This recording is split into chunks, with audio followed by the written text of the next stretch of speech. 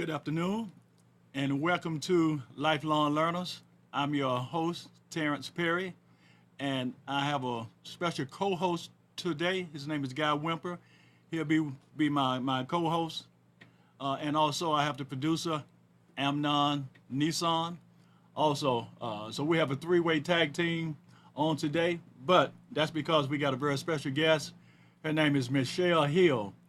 Michelle Hill is a ghostwriter for athletes throughout the NFL, NBA, soccer, any athletes in that's professional athletes. She's a ghostwriter for them, and she's going to talk with us a lot about that today. So, Michelle, how you doing?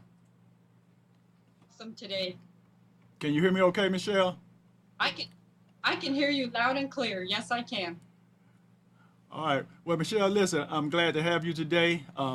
Again, I have my new co-host with me today. His name is Guy Whimper. His son played in the NFL.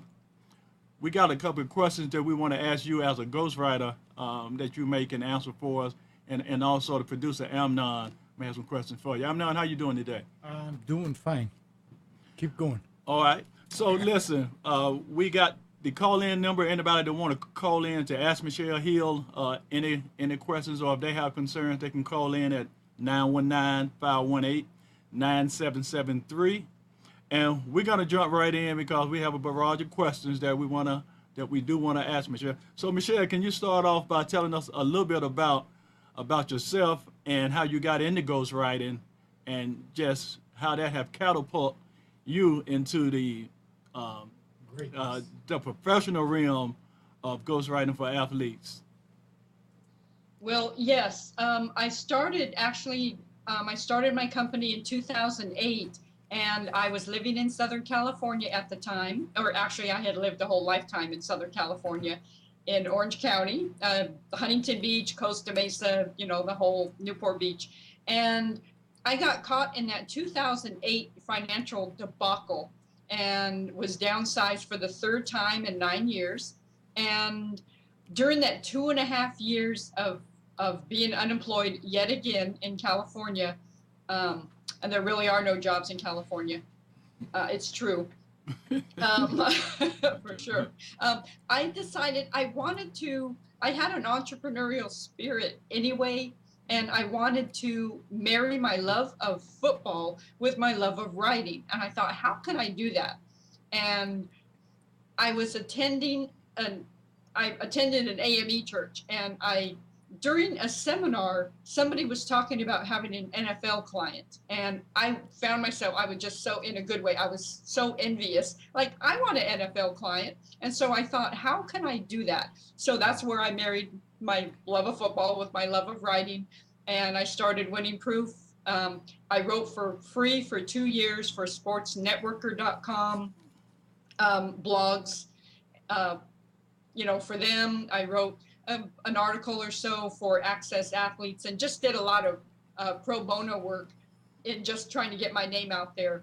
And for up until this last year, I was working on like website content and more marketing material, uh, stuff like that. So, and I thought, I through LinkedIn, and I have to say 100% of my business comes from LinkedIn. That has been a fabulous tool for me to gain business. And I think I have now maybe almost 5,000 connections, but they're connections that I forged one by one by sending invites. But a former NFLer from way back, I'm ghostwriting his book, and I find the process exhilarating. And I thought, I'd rather do that than just write all this piecework. I just rather write books and help just get these guys out there. And it's a added stream of income. It does so much good. When they give speeches, they can have book sales in the back of the room. So I hope that answers your question. Hey, that it does. It answers one of my questions, but of course it only opens the door for more questions. For Okay. again, my co-host Guy Whimper, his son just retired from the NFL, and so that's one reason I want. He had a couple questions that he wanted to well, not necessarily just questions, but something that he wanted to kind of share with you and kind of ask you your opinion about that. But let me ask you, you said that you had married your love of writing and your love for of football to get into the ghost writing. But before that, you also were doing some writing for Huffington Post as well, as far back as um, I guess you've been writing for much of your adult adult life as a professional writer. Yeah, that is correct. And I had a natural writing ability as a child. It's an innate gift. And, I'm not saying I'm the brightest and the best writer ever, ever, ever, because a lot of writers are prima donnas and my writing is the best and nobody touch it. That's not me. But I have an innate talent for it. Whenever I was in school, grade school up through high school, whenever the teacher said research report, paper, essay, my heart leapt for joy. I loved it. So it's always been in me. So I've just tried to hone that craft. And I realized once I got into working my business that how much I didn't know and how much I needed to increase my writing. And that's why I, gave my writing away for a while. And I would see websites from former NFLers that were just riddled with errors. And so I would contact them and say, hey, so I can use your name on my, referral or client list. Can I just clean up your website for you? And, I got several, good, maybe a few by doing that. So that's how, that's how I progressed. But it's an innate talent. And I see even with an innate talent, you still have to hone it. You still have to develop it. You still have to increase your skill, your knowledge, and and then add in divine enablement to make it all work. Michelle, I have a question. I think I already know the answer. I just want to go ahead and ask you. Um, Along those lines, you talked about helping some NFL players out. Why would an NFL player use you as a ghostwriter? They would, okay, well, they would use me because they want to write a book. They have an idea for a book in their head. Mm-hmm. They don't have time. They don't have the writing talent to get it done. Maybe they're current in the league, and definitely with football season coming up, definitely not, they don't have time. Off season, there's other things going on. So they would hire me because of time and writing ability, Right. and just stuff like that. Just they would just hire me because they have an idea but they don't know how to execute it. And that's what I thought. Their expertise is on the field. I'm not saying they can't be a writer, but that's what I thought that they would go to the expert, just like they on the special teams. They have people that specialize in have special skills, and the coach uses them in that capacity. So I guess they would use you in the writing capacity to get their story out there. Correct. Thank you. Let me ask you also, Michelle. In terms of now, I've written two books myself, and also Guy Whimper. He's written a book that we'll be talking about a little bit later in the show. But again, just in the process of writing, I know for myself it's difficult to get my words to run smoothly on the page. So I have to have an editor and editors to rewrite some of what I've written many a times just to make it sound better, to make me sound better, to make me sound more professional. So that made me think about you when you said that you as a ghostwriter that you do a little bit more of the writing to help to I guess to put the not just the words but actually the whole paragraphs and to put things in sequence. To when you talk about an athlete's life, you're talking about a journey from before they became the athlete to why they are still athletes, or even after they've retired from being an athlete.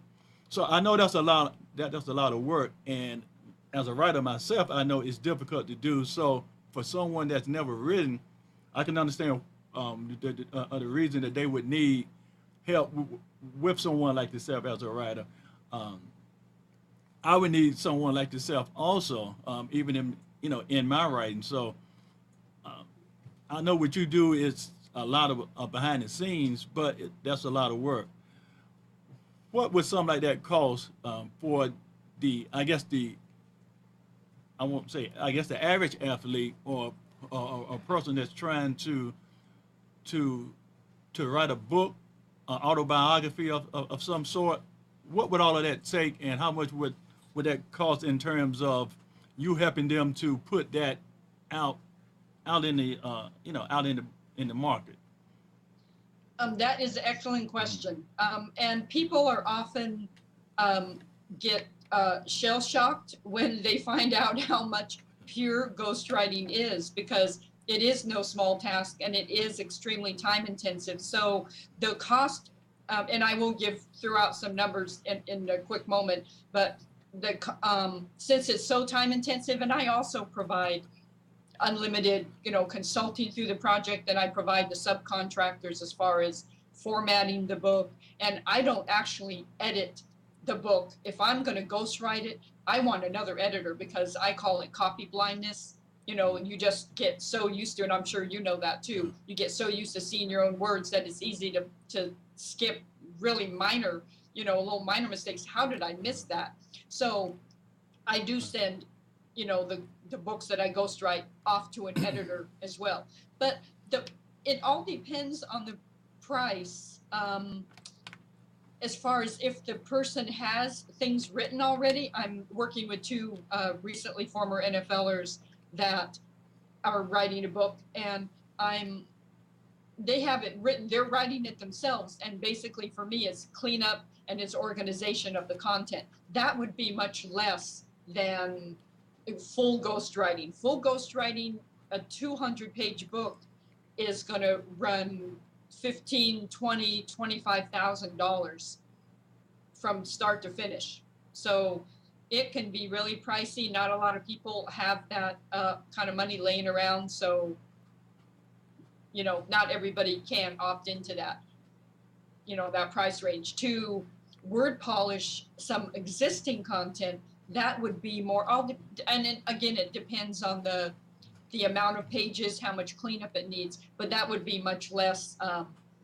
Sometimes I charge per month, a monthly fee, a down payment, and a monthly fee. Sometimes I just will charge a per word cost. So for word polishing, and I don't have my pricing right in front of me, but I would say it ranges up until probably 46 cents a word, somewhere in there, to word polish a document that's already written that just needs cleanup. It could be up to almost $1 a word, not quite, for full ghostwriting if you put it on a per word basis, which runs into, you have 55,000 words.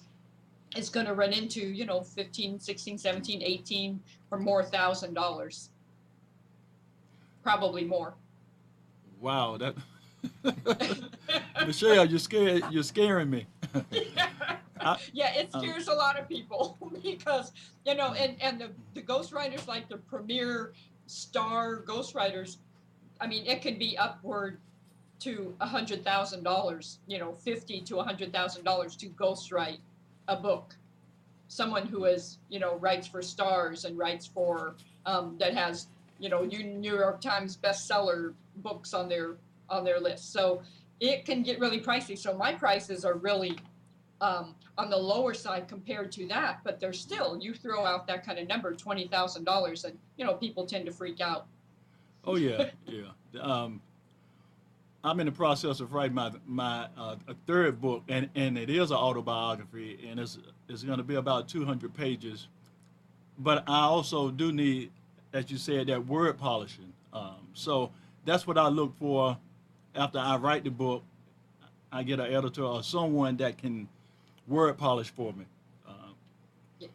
And so that's a lot less. It's a lot less with existing content than it is to just do the ghostwriting, conduct the ghostwriting process, which is the interviews, having them transcribed, making sense out of them, and then fleshing it out with detail and feeling and all the other elements.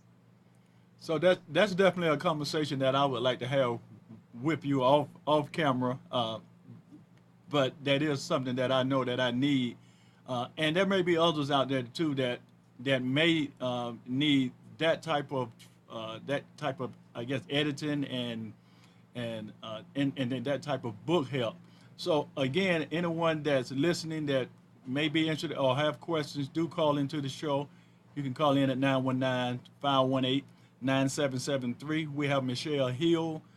She's a professional ghostwriter for athletes, but also she helps for the common man or woman, I say also. Michelle, is there anything? Is there a way that anyone that want to get in contact with you can do that? Can you give us your social media content, emails, Gmails, or phone numbers to be contacted? Yeah, absolutely. My website is winningproof.com, and I have a contact page on there. And my email address is winningproof@gmail.com. They can contact me there. Those are the best ways to contact me to set up an initial conversation.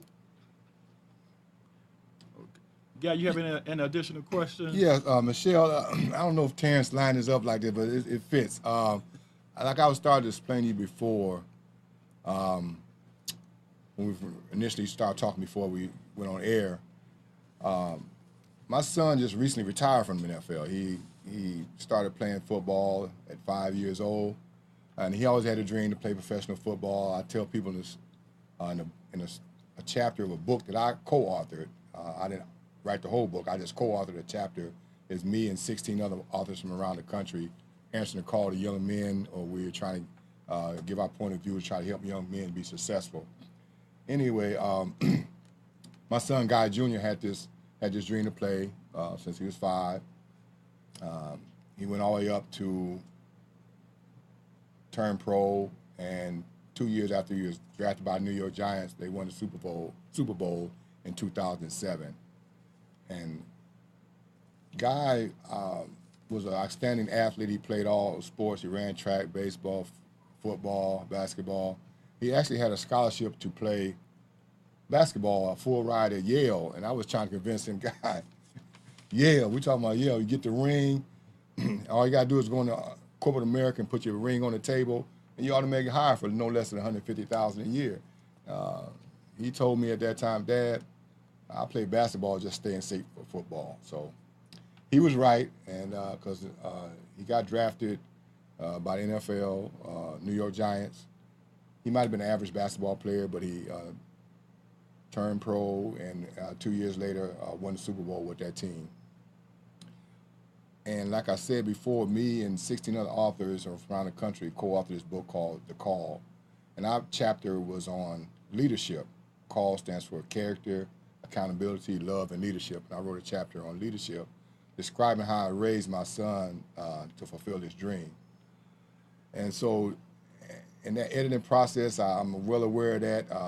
They kept sending my stuff back, saying it was too long, I was saying too much, get to the point, cut this out, cut that out. So I'm aware of that process. But I would like that story about his life and his football career to get out there and to try to help some young men, because everybody, not everybody, but most young men want to be a professional athlete in some form, most of the young men in the community, and less than 1% even get to play college level football.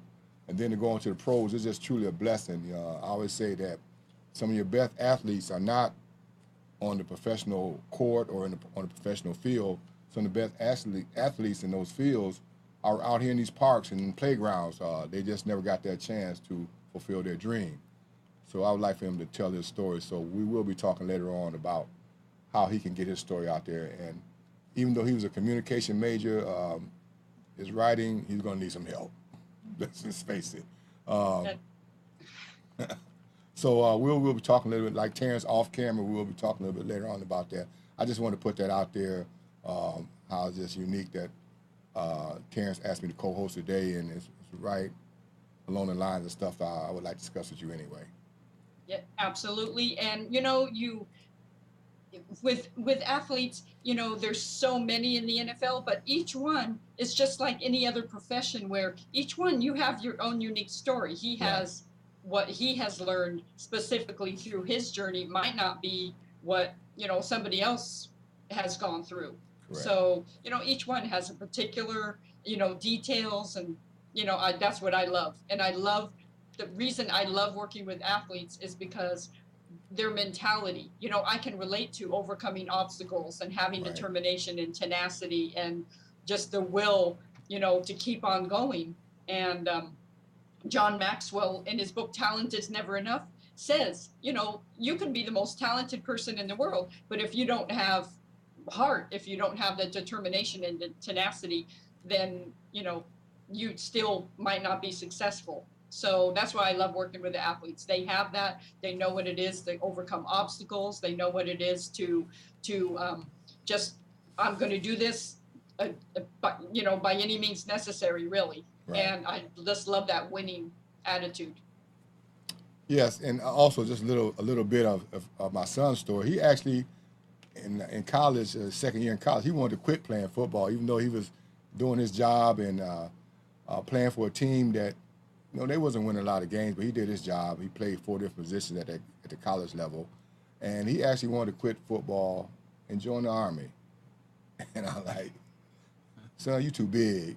He's like 6'6", 320. I said, they don't have uniforms that big. You just, Dad got your back. He was feeling a little frustration. He had a child at that time, and he just wanted to be responsible for his child, so he felt he had to get a job and go to work, and he wanted to join the Army. And let's work on that. Let's take a look at that. As a father, I had his back, his whole life. I just wanted to continue that process. So in that instance, I think we both made a good decision because he got to fulfill his dream. Yes. Excellent. And Michelle, again, I want to thank you for coming on the show. It was sort of last minute when we decided to do this, but I appreciate you being there, and just in having a conversation, I knew that you would be an ideal person to be on the show to talk to today. I knew that also the guy was coming on the show, so I wanted us to kind of have a dialogue, and also after talking to you and knowing him, he and I work with guys in recovery. And I know when I talked to you, you said you know something about recovery also. So that's one of the things that we all share in common when it comes to we have athletes around us, we have athletic, I guess, backgrounds ourselves, and also writing, as writers and but also in recovery, because we understand that there's a lot of family members that have addictions. I know I myself went through that recovery process, and that's what kind of got me into writing about it. That's one of the things that I write about, and one of the things that I write about is also that autobiography of that transition. Can you share a little bit about that transition, not necessarily from your own life, but in if there's like family members around you that you've seen go through that transition or that process? Absolutely. I have not experienced it myself. Somehow the family, alcoholism skipped me and landed on my kids, unfortunately. So my daughter has struggled greatly with alcoholism, drug abuse, and all of the lifestyle that goes along with that. She's 35 now, and in Southern California, both of my kids are, and I am not sure because there's no, the communication is not there. I reach out and reach out. So from a personal standpoint, it's hard to see someone you love go through the stages of the transition. She has been in transitional housing. She's was in a recovery house one time, in transitional house, pregnant, of course, unmarried, and just trying to make her way. It seemed to really do a lot of good for her, and it turned her around for a while. So, but she has, had some relapses. So I have some, as a long line of family members who have struggled with prescription drug abuse, alcoholism, drug abuse. I know a little something about being on the other end of watching that, and how painful it is to watch that. And Michelle, I wanted to add that being an NFL dad, I got kind of close to some of the players and my son, and we both know that substance abuse is rampant in professional sports, and it's a killer of the careers. I've seen so many athletes have promising careers on top of the world, people looking up to them, and they just can't shake that addiction that they had from a young man. It might have got covered up in high school and college, not in the pros. Now they have all this money, and they have people willing to just give them drugs, give them alcohol, just to be close to them. But some of the people have ulterior motives. But Yes. I was very lucky that I didn't have to witness my son go through that problem. But it was around him. When he tells his story, I'm sure can tell many stories. I'll just remember one time he told me he was on the Giants, and I'm not going to mention any names, but the guy next to him, a well-known athlete, a lot of kids looking up to him, offered him pills right there in the locker room, and said, "Hey, you don't need this." My son, no, I don't. So I hope these athletes that you're ghostwriting for do, if they have that problem, that they mention it and don't glorify it, and try to tell these young men out here that's looking up to them that, that's a career killer. That's if you get a career, because you get involved in it early enough, you might not even get a career to play at the professional level. It destroys lives, so that's why I'm glad Terrence and me, I call him my brother in the struggle, so we can get that message out there that stuff kills, point blank, Yes. straight to the point. You are right. It's a career killer. It's a life killer, as far as it might not kill you physically, but it kills your potential. It kills hope. It kills a lot of things, but Yes. it's not unconquerable. It can be conquered. It has, I have a long-term friend who was an alcohol, I'm 25, 26, 7 years ago, was in NA and AA, a cocaine addict and an alcoholic, and he's been clean for 26 plus years. So, it does happen quite frequently, and it can be conquered, but it's a powerful stronghold in a life. Yes. And like I said, back to you telling their stories, um, that's the perfect platform, to address that. It's not only athletes, it's American society around the world, really. But in America, it's really destroying lives. Like I said, it is a life taker. So many kids have potential. I mean, I've heard about so many kids could get to the next level, but they throw it all away, behind drugs and alcohol. So I hope we can together get the message out there to help save some lives. Just my son had that dream at 5 years old, so most young people have dreams, and just let them know that if you go down that road, you got a chance of wiping your dream completely out along with your life. And that's all I'm gonna say on that. Thank you. Absolutely, yes. And I know heroin is making a comeback, has made a comeback, Oh, and just to see what that does, to young lives is just really devastating. So, telling the story of people that have recovered, that have been there, can really make an impact. I've never took drugs. I'm not a drinker. I haven't done that. So I have compassion still. I see it, and I've seen it in my family, but I haven't experienced it firsthand. So, the people, the individuals, Terrence, and you've experienced it firsthand, how strong and powerful that addiction is, but that it is overcomable. You did overcome, you did get past it, and it's no easy task, but you can talk to the youth, the athletes, and say, tell your story and tell them there is hope. You can conquer it. Yeah, and you're exactly right, Michelle. That's one of the things that I look at, and one of the things that I hope and try to do on a regular basis is to let men and women know that there's a you most times everybody is looking outside of themselves for for for happiness, and to be to feel good about themselves. They're looking outside for different things to do, be involved in, and when they can't find those things, they'll gravitate to anything. And like you said, alcohol and drugs are easily accessible, and so you get lost into those things on the outside of you. But at some point, you have to go inside of yourself and really look at what it is that you've been trying, you've tried to cover up. And once you start unraveling that, and then start to get real with yourself, you begin to make that transition. But it takes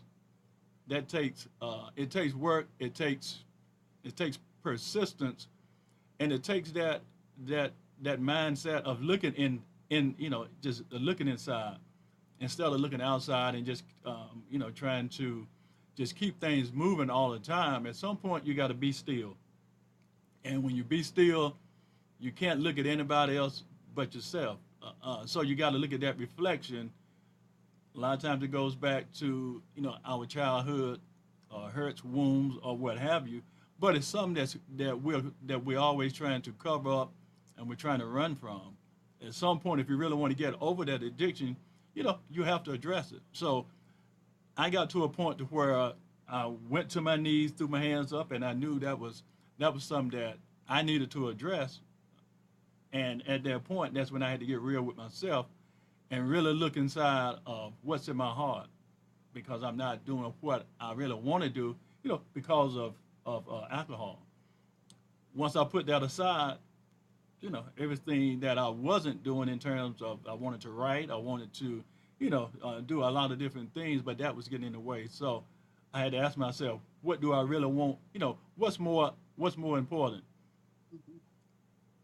And when I realized that my dreams, they were more important, then everything else had to go. It's a hard process, but it is a process. Michelle, listen, I want to thank you for being on the show today. Again, if you want to come back anytime, feel free to just let me know. And you got a seat. You got a seat here with us.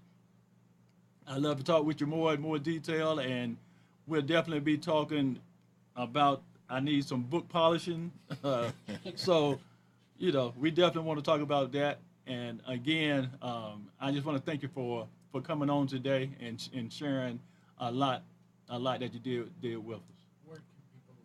Well, So, thank you very much for having me. I really appreciate it. And let me ask you again, how can people get in touch with you before you go? Just can you tell us one more time how they can get in touch with you? Absolutely. Through my website, winningproof.com, winningproof.com, or winningproof@gmail.com. All right. Well, listen, Michelle, again, thanks for coming on. You have a great evening, and we'll definitely be in touch. Thank you very much. It's been a pleasure. All right. Come again. Okay. All Bye-bye. right, bye-bye. And we're going to go back again to, I want to talk to now my co-host today, which is Guy Whimper, but he's also my other special guest that I have on the show today. So we're going to talk to Guy a little bit more about, you've heard a little bit about his son played in the NFL. He was an athlete, but also Guy himself has a lot of interesting stories that he can share with us, and we're going to get some of those stories out of him today. But even starting with that, Guy is from Minnesota, and he used to hang out with Prince and Morris Day. So Guy, can you start there and tell us a little bit about that experience growing up in Minnesota and hanging out with Prince? Okay. Right. Thank you. Actually, I was born in Lauderdale County, Tennessee, and I don't know if anybody remembers the story Roots that was on TV, that series by Alex Haley. That's the same county that was featured in that story. Matter of fact, where I live is probably about, where I was born, probably about 15 miles from Alex Haley's house, which is a museum today. Anyway, my family migrated north, stopped in Illinois for a few years, and then they finally wound up in Minneapolis, Minnesota, a very cold place. I think I got there and I was 12 years old. North Minneapolis, as many people know, there's not many African Americans in Minnesota. Most of them live on the north side of Minneapolis or the south side of Minneapolis, and also they call the Twin Cities, called St. Paul. Is probably about like Raleigh, Durham to compare. I moved to the north side. I remember the first day I had to go to school. I think the temperature was actually about 35 below zero. And I told my mother, I stepped outside, I said, Ma, this is impossible. This place is like the moon. And she said, you going to school, boy. And so I had to make a decision. Do I want to stay home with Mom all day and be chased around the house with a belt, or do I want to go to school? So I decided to break out the door, and I started running. I lived 2 blocks from the school. I hit the first block, the end of the first block, I started crying, it was so cold. And I ran the second block, and as soon as I got inside the building, I was breaking icicles off the side of my face. It was very cold. And that's where I met Prince. It was at Lincoln Junior High School. Prince and Morris, there was another guy, Terry Lewis. They all played music around the community. And then I actually moved from the north side to the south side. I think Prince followed a little later on, and we attended Central High School. The band he had then was called Grand Central. I guess he named it after Central High School. And I used to watch him down in the park playing. In Minneapolis, on the north side, back to the north side, they have a band competition, the baddest band in the land every year, who's the baddest band. And every year, at that time, Morris had a band called Flight Time. And Prince's band was called Grand Central. And every year, they would always be the 2 final bands standing. They would always battle each other. One year, Prince would win. The next year, maybe Morris and Flight Time win. But I knew at that time that both of those bands were special because they had a real good sound, and I guess they called it Minneapolis sound, but they had a real good sound, and like I say, they were high school students.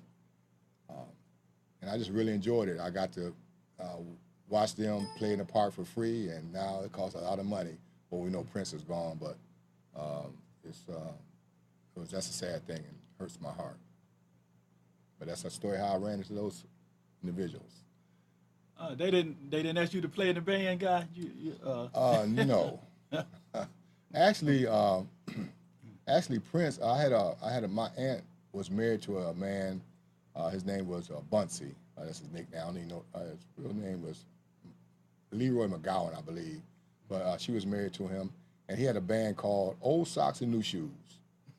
And he was a musical genius also. And I remember Prince used to come, be mentored by my uncle by marriage. And I'm not saying that's where he got all the skills from, because Prince had a natural talent. But he did sit up under Bunsey and get some of his techniques, I believe. And no, I was not the musical person.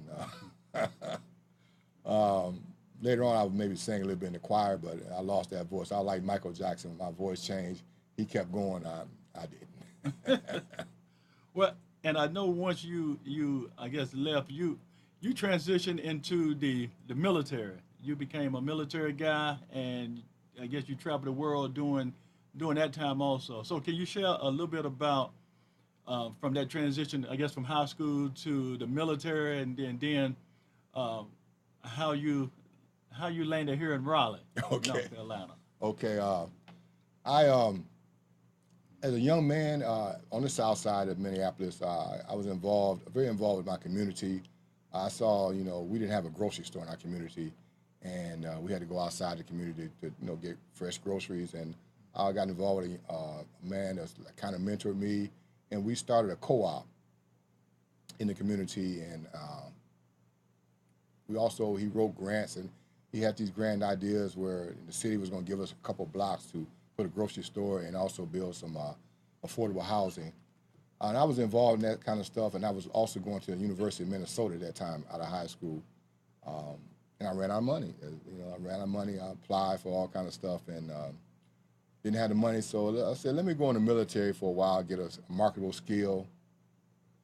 And actually, I was going to join the Navy. I went down to the recruiting station, and the Navy recruiter, I guess he went to lunch or something. And I'm standing there, and a Marine Corps recruiter sticks his head out the door and said, oh, they don't come. They take 2-hour lunches. Don't worry about them. They're going to be a while. So come on in and sit down, and I got to get you a cup of coffee. And he got me. Then I looked at the uniform. They had a sharper uniform. So that's how I joined the United States Marine Corps in 1980. So my intention was just go in, get my little skill, and come on out. But my first duty station was Hawaii, and I loved it. I had a blast, and 4 years went by, and then I had opportunity to re-enlist because I wanted to. During my 4 years, I never got a chance to go overseas. They would call it a Westpac or Western Pacific float with the Navy. And so I had the opportunity to get on the Westpac, and that's all the Far East country, the Philippines, Japan, Korea, all that. So I re-enlisted, did the Westpac, still having fun. Next thing I know, 8 years that went by. And so I said, well, I'm close to halfway, so I wind up spending my entire 21 years in the Marine Corps, mostly on the Far East, Hawaii a couple of times. And then I had to come back to the United States, and eventually, so I chose Cherry Point, North Carolina. And that took me to Havelock. At that time, my son was playing football. After I retired, he went on to East Carolina, so I stayed here in the state to watch him play ball. I got involved with back to my helping again. I started working for a mental health facility as a mentor, professional mentor. Then I went on to do a couple of programs, prevention programs, substance abuse prevention programs, and case management. And so I did that career for a while. And after I put that down, I went into life coaching, and I got involved with a young lady that certified me as a life coach, and she's based here in the Raleigh area, and that's what brought me to Raleigh. And before we go, I'm gonna let Amnon ask you a couple of questions, but I do want to talk about your mentor here in Raleigh, your life coach mentor. That's also a mutual friend of both of ours. Okay. Amnon, Whatever happened to the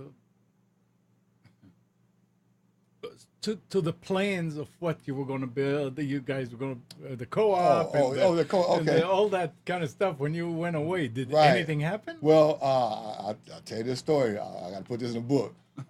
That guy, I consider him a genius and very intelligent. And like I said, he took people from the neighborhood. And they were some shady characters. You know, he took the criminals, drug addicts, pimps, whores, all that. And we all came together, and we started a co-op, and the neighborhood loved us because we were people from the neighborhood. They really respected that. In that time, most stores was closing down because of robberies or people stealing from them, but they never robbed our store. We were never stolen from. I remember one time I was laying in bed, and a lady from across the street of the store called me and said the front door was open. You know, somebody had left the front door of the store open. Nobody went in the store, took anything, went down and closed it up. Anyway, the guy, he got sick, and once the lead head was gone, remember all those shady characters? The shadiness came back, and it kind of fell apart. But what eventually happened, we never got this grocery store, but the 2 blocks that the city gave us for $1, they were able to put affordable housing on those 2 blocks. So I was proud that did happen, but they never, the grocery store never materialized. We had got as far as, we had some grant monies to do a survey. We hired people from the neighborhood to go around and survey the neighborhood, and they found that community could sustain a grocery store that was like a half a block long. I mean, like a supermarket grocery store. It could sustain a half a block long with the other half as being a parking lot. But that never took place. I guess once the guy died. But you got any other questions? We'll talk later. I want to Okay. talk about more current events. Okay. So, Guy, let me backtrack a little bit when you, I guess, not left the military, but when you came back to the States, you came to Cherry Point, Havelock, that area, and from there to transitioning into the Raleigh, North Carolina area, and you got into life coaching. There's a mutual friend of ours that's just Tracy Mack. Right. That's your life coach, the one that's certified you in life coaching. Correct. But she's also a friend of mine that she didn't certify me in life coaching, but we were life coaching associates and have been. And that's where our paths had crossed when we were talking about, back up a little bit more, you do mentor for youth, but you also do, is it taekwondo or karate that I've seen you doing with some of the, I guess the young folks. Are you still doing that? Yes. Let me back up a little bit more. I skipped over this during my military career. I volunteered during that time. It was the Gulf War. You know, the United States is always involved in some type of conflict, and I volunteered. Even though at that time I was a electrical equipment repair person, I was supervising electrical shops, and we did support type things. But when the Gulf War came along, I wanted to do my part, so I actually volunteered to be a infantry platoon sergeant. So I went to the Gulf War as a platoon sergeant for a security platoon. We were tasked with providing security for the commanding general for Southeast Asia, the big guy over there in the area. We provided security for his safety. Also, we rotated around. We guarded some ammunition dumps. We also guarded a place at Al Jabal, which was a recreation facility. It's the only swimming pool in Saudi Arabia at that time. I don't know if they have more now, but at that time, the recreation center at that military facility was the only swimming pool in the country that I knew about. Did my time over there in the desert. I never want to go back to the desert again in that capacity. I mean, the desert is nice, but now you land out in the sand fighting off flies. It's 120 degrees, and people are trying to kill you. That's not fun.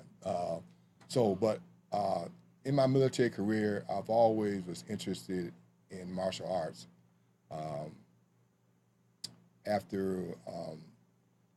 Before I went down to Paris, before I went to Saudi Arabia, I was a close combat instructor and a drill instructor on Paris Island, getting more involved in martial arts. Matter of fact, our close combat unit actually sold, the leader of that unit actually sold a form of martial arts called the Line to the Marine Corps, and it's just a combination of different martial arts.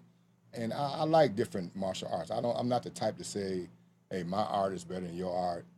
I think they all have something that people can use. And I focus on self-defense. I study Taekwondo, Judo, Jiu-Jitsu, Shorin-Ryu, but I'm certified as a master in what's called Kempo Taijutsu, which is a combination of Kempo Karate, Jiu-Jitsu, and Muay Thai, which is kickboxing. My grandmaster, he came up with this system, and I'm presently right now ranked as a 6th degree black belt in that system.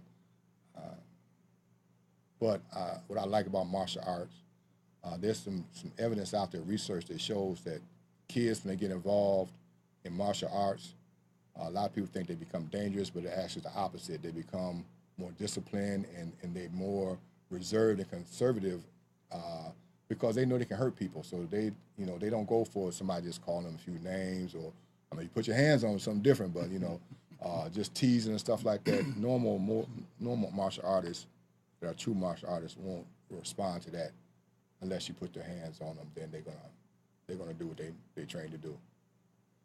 That's what I like about martial arts. And I think that's, I mean, and that is like you said too. That make a difference because in the youth, it builds their self confidence to where they're confident.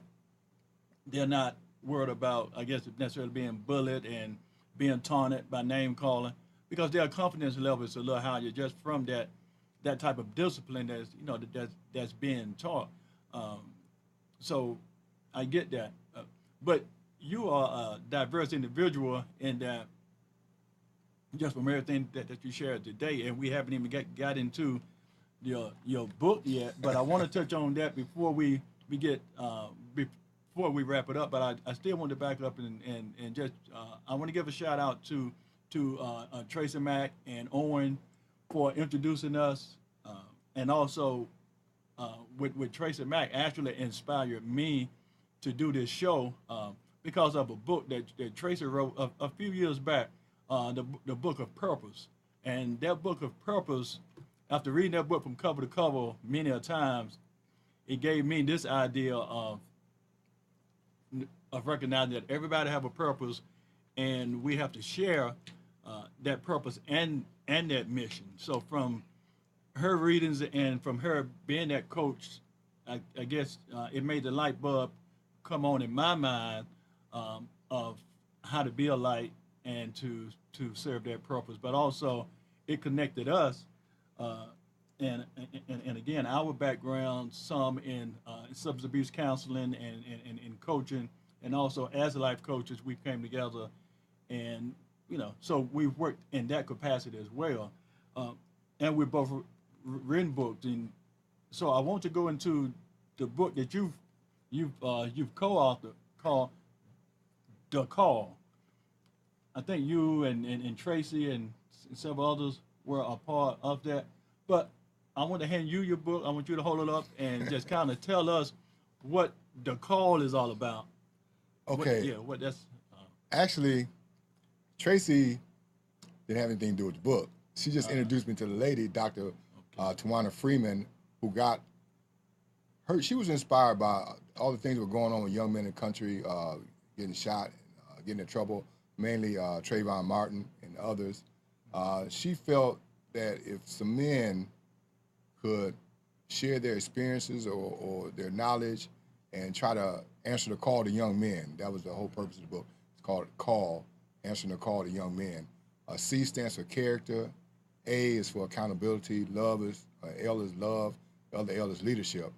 And I wrote a chapter on leadership, which I described how I raised my son from his childhood dream of 5 years old until he stood on the opening kickoff for the 2007 Super Bowl as a member of the New York Giants, which they won that game. Very good game.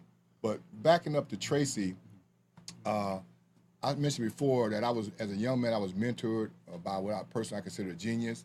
And that's what even though I'm older than Tracy, I consider Tracy a spiritual genius, a genius. And so I'm under her guidance. The reason why I got into life coaching, she came to Havelock, North Carolina, where she used to live next to the base at Cherry Point. And she, every year she comes back down there and does an all-day workshop for free. And a friend of mine convinced me to go to the workshop. And after listening to Tracy and Diane Hamilton, who came down and assisted her, I said, I want to do that. I want to be a life coach. I have been in the helping profession or helping people all my life. And I just saw a way to be certified and gain more knowledge in helping people. And I went to her 6-month certification process because there's life coaches out there. They can go on the internet, get a certification a day, but that's not truly, in my opinion, a true life coach. You have to develop skills and practice. We had to do sample sessions. She corrected me, and she gave me more knowledge, corrected me, gave me more knowledge, and took me under her wing, and I also became part of what she called a strategic alliance. Right. She picked certain members, people she's coached and people that she know, and put us together in an alliance so we can continue to help people. And that's where I met Terrence. He came to my graduation, and I'm glad he did. But like I said, I see that kindred, kinship, and what we're trying to do, just trying to serve the community, because we see so much turmoil and chaos and life devastation then we're just trying to do our part to help alleviate some of that in some lives of young men and young women. All right. So, Guy, let me ask you to let us know how we can get the book. If the book is on Amazon or Barnes & Noble, how we can get the book, and also how people can get in touch with you through social media.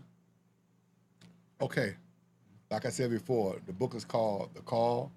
It's one of the Amazon bestsellers. Dr.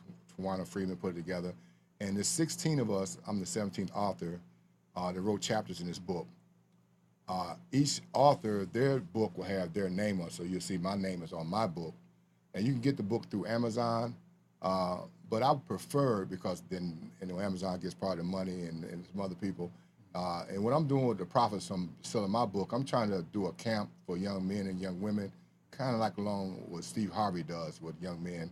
I'm trying to raise funds. I have a friend of mine that has a camp out here in the country, boxing camp, and he said I can use it to mentor some young people. So I want to get the book. For me to get majority of the monies, I prefer to get it through my website or by contacting me. Then that way, the book that you'll get is a book with my name on it. My website is it's called Guy Whimper, GUYWHIM as in Mike, P as in Paul, ER.com. That's my website.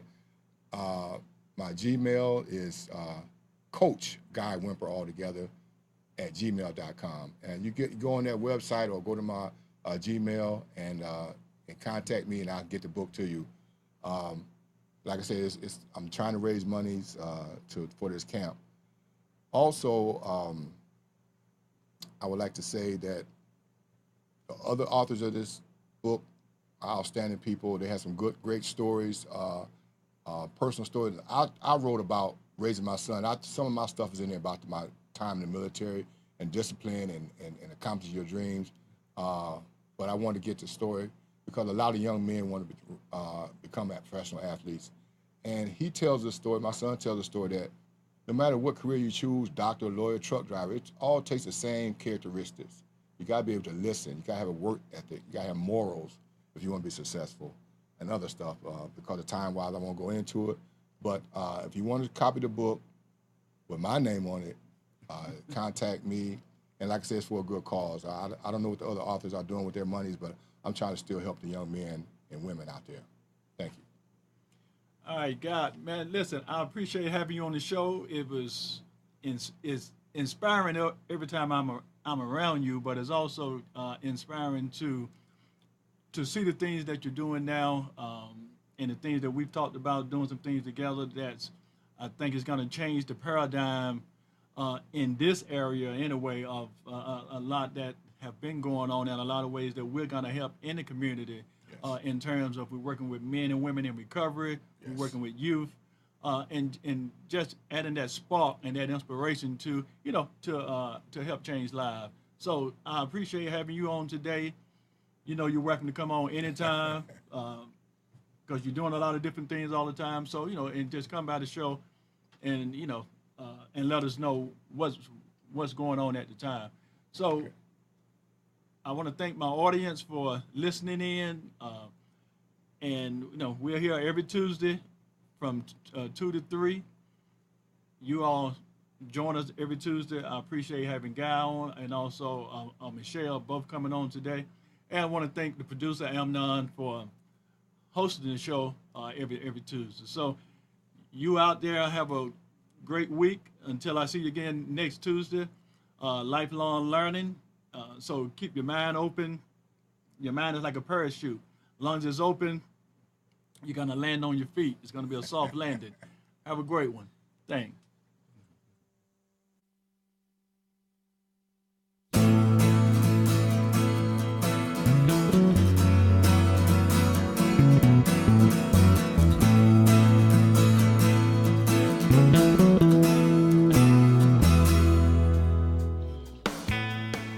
You are tuned to the Nissan Communications Network. Our weekly lineup of call-in programs includes Computers 2K Now with Amnon Nissan, My Life, My Will with Gisela DiCarlo, The Tanya Love Show, Health Then with Debbie Bruck, Breaking Free with Marilyn Shannon, Triangle Be Well with Howard Jacobson, Lunch and Learn with Rabbi Yisrael Cutler, Lessons of Vietnam with NCVVI members, Current Affairs with Amnon Nissan. And if you tuned in too late, you can always watch each program in its entirety or download an MP3 audio file of it in the archives section on nissancommunications.com. Don't forget to subscribe to our YouTube channel, follow us on Twitter, and like us on Facebook. Sponsored by Atomos.com, makers of quality video recorders and converters, CarolinaApparel.com, and DeltaForce.net.